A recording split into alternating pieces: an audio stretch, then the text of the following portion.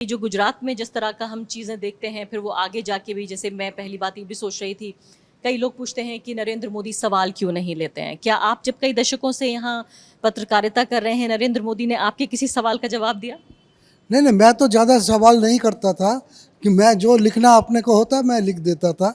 लेकिन दूसरी बात मैं ये कहूँगा कि हमारे साथ अच्छा वर्किंग रिलेशनशिप था and he respected what I wrote and he had taunted me several times कि ओके आप लिखो लिखो, लेकिन याद रखना क्रिटिसिज्म, एडवर्स क्रिटिसिज्म भी नहीं, एडवर्स पब्लिसिटी भी पब्लिसिटी है। एंड वो शायद वो एक एक्सपेरिमेंट का तौर पे बोलते थे, लेकिन बाद में देखा चला यह कि ये गुजरात से बाहर जाके ये बाहर वो बहुत फैल गया है और इसका पूरा पूरा भरपूर लाभ अभी पूरा संघ परिवार नेटवर्क ले रहे हैं। जैसे कि अगर सेकुलर लोग या एक्टिविस्ट लोग या लिबरल लोग जिस चीज़ को क्रिटिसाइज़ करते हैं, उनके जो कॉन्स्टिट्यूएंसी है संघ परिवार की, मैं पूरा संघ परिवार को एक साथ देखता हूँ कि नरेंद्र मोदी उसका एक छोटा सा एक पुर्जा है, वो चलाता है, बहुत इम्पोर्टेंट पुर्जा बन चुका है। बट ये एक्चुअली बहुत बड़ा नेटवर्क है जो पूरा देश में अब बहुत ही भयंकर रूप से फैल चुका है। तो उनका मानना है और कई हद से ये सही भी है कि अगर सेकुलर लोग या लिबरल लोग जिस चीज़ को बुरा देखते हैं, वो जानते हैं उनके जो कॉन्स्टिट्यूंसी है, जो हिंदुत्व लोग हैं, हिंदुत्ववादी है, उनके लिए वो अच्छा पब्लिसिटी, हाँ ये तो ठीक कर रहे हैं। ये बात हमने देखा, जो बात यहाँ पे 2002-03 से शुरू हुआ था, गुजरात को पहले हिंदुत्व का लाइबिलिटी गुजरात से ही शुरू हुआ, वो अभी देख रहा हूँ कि ये बात बाहर फैल गया है। जैसे JNU पे जैसे अटैक हुआ स्टूडेंट्स पे, ABVP ने अटैक किया, कोई लिखा नहीं था, लेकिन वहाँ पे देखा, हाँ अखबार में पढ़ते ही लोगों ने बोला कि हाँ हाँ ABVP ने हमारा ठीक किया है, JNU भले सब एंटी नेशनल है। ये अच्छे अच्छे बड़े बड़े पढ़े लिखे लोगों इस को तरह की जनता बनाई गई है जो ये समझती है कि बुद्धिजीवी मोदी जी के खिलाफ हैं, भाजपा के खिलाफ हैं और देश के भी खिलाफ हैं। तो जब आप जब लिखा करते थे, आप कह रहे हैं आपने बहुत डायरेक्ट सवाल नहीं पूछे, आपके यहाँ कभी रेड नहीं हुई कि तुम क्यों खिलाफ लिखते हो मोदी जी? नहीं नहीं नहीं, हमारे खिलाफ रेट का हो नहीं सकता था, क्योंकि मैं एक बहुत बड़ा बैनर का अखबार में था, तो वो रेट के वो ऊपर में कंप्रोमाइज़ बाद में कर लिया होगा। वो बाद में उनको उनके समिट में भी बुलाया, वो हम हमारे थ्रू ही बुलाए, वो ठीक है, वो आपस में वो बड़े बड़े डील होते हैं। लेकिन हमारे साथ तो वर्किंग रिलेशन ठीक था, डिस्पाइट कि वो मेरे को रेस्पेक्ट भी करते हैं, अभी भी करते होंगे, मैं मिला नहीं हूँ बाद में, लेकिन डिस्पाइट आवर पर्सनल रिलेशन वो आप नज़रअंदाज नहीं कर सकते कि इनका जो बहुत बड़ा नेटवर्क है, वो जितना दिखता है उससे बहुत ज़्यादा, जैसे कहा जाता है ना कि आइसबर्ग 10% ही दिखता है, बाकी 90% नीचे होता है। वो भी अभी भी मैं बताऊंगा कि ये जो संघ परिवार का नेटवर्क है, वो जितना अभी दिखता है और बहुत बड़ा नेटवर्क है। ये कहाँ कहाँ फैला हुआ, इंडस्ट्रियलिस्ट में, प्रेस में, IB वगैरह तो है ही। They have infiltrated every institution including the administration and all other places.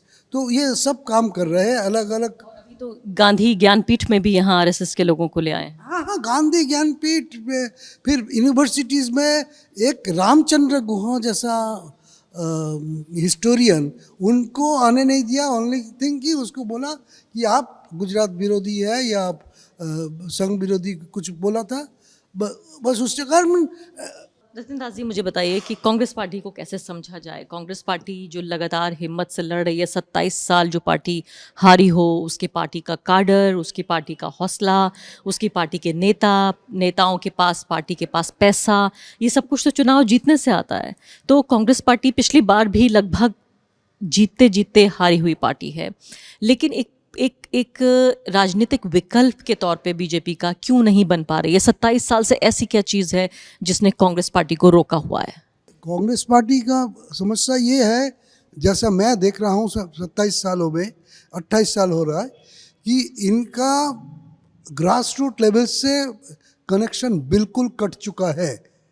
Congress party जो भी करे, लिबरल हो सेकुलर हो, सब कुछ ठीक है, लेकिन जनता से इनका कनेक्शन बिल्कुल कट चुका है, एटलीस्ट गुजरात में। उसका सबसे बड़ा एक मिसाल आपको देख सकता हूँ, पिछले 2 चुनाव में, एक बार लास्ट इलेक्शन में उन्होंने एनजीओस को, वॉलंटरी एजेंसीज को पूछा कि आप लोग हमको सजेस्ट कीजिए कि हम मैनिफेस्टो में लोगों का क्या मुद्दा डालें। उनको खुद को मालूम नहीं था, उनको अपने एसी गाड़ी और एसी ऑफिस के अलावा बाकी लोगों का मुद्दा क्या हो सकता था, ये वॉलंटरी एजेंसी से पूछा था एनजीओ से कि आप हमें बताइए हम मैनिफेस्टो में लोगों का क्या मुद्दा डालें। That was 2017। फिर उसके बाद 2010 में म्यूनिसिपल इलेक्शन होना था लोकल बॉडीज़ का, वो तो हुआ नहीं, 1 साल बाद हुआ, 8 महीने बाद हुआ। तब उन्होंने व्हाट्सएप नंबर दिया हर शहर में कि इसमें फ़ोन करके आप मिस कॉल देके बताइए क्या क्या मुद्दा होना चाहिए। तो दिस आर द 2 एग्जाम्पल्स कि इनका पीपल से कनेक्शन कितना कट चुका है। लेकिन डिस्पाइट ऑल दैट, फिर और भी कई पर्सनल लेवल पे छोटा छोटा हास्यास्पद इंसिडेंट्स है। जैसे कि कोई एक टिकट मांगना चाह रहा था, तो दिवाली के टाइम वो normally jeans and T shirt पे घूमता था। दिवाली से पहले, नवरात्रि से वो कुर्ता पजामा में घूमा, अपना फ़ोटो छपाया, हार्दिक बधाई दिया नवरात्रि का, दिवाली का भी, और कुर्ता पजामा में अपने जहाँ से टिकट मांगना था उस एरिया में घूमा, लोगों से हार्दिक बधाई दिया नवरात्रि का, दिवाली का। फिर जैसे ही टिकट अनाउंस हुआ, उसको टिकट नहीं मिला, नेक्स्ट डे वो कुर्ता पजामा छोड़ के वही जीन्स टी शर्ट में कांग्रेस में। हमने पूछा क्या हुआ, बोला टिकट नहीं मिला, अब तो क्या करें। तो ये तो मजाक में है, लेकिन इसमें 2 है। एक तो मैं नेगेटिव बताया कांग्रेस का, दूसरा ये जो कांग्रेस का कनेक्शन पीपल से छूटता चला गया, उसका बेनिफिट ये संघ परिवार का जो नेटवर्क है वो बहुत स्प्रेड कर गया इन 20 सालों में।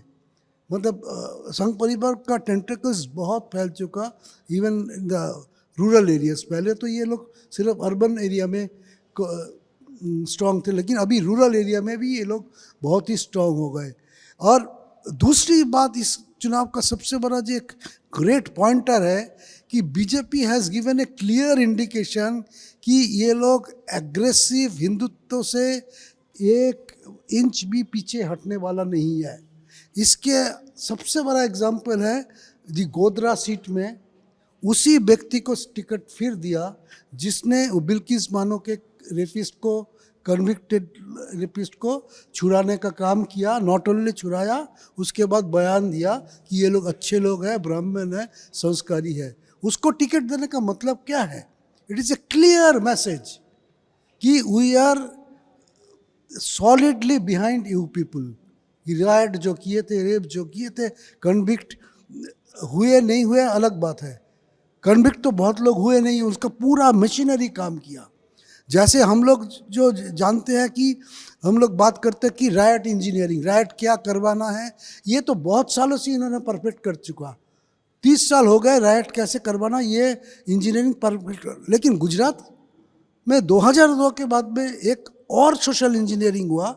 सोशल इंजीनियरिंग क्या मैं कहूँगा, एडमिनिस्ट्रेटिव एंड लीगल इंजीनियरिंग ये हुआ कि राइट के कन्विक्टेड को या एक्यूज को कैसे बचाया जाए, उसका एक बहुत ही बड़ा ब्लूप्रिंट इन्होंने तैयार किया।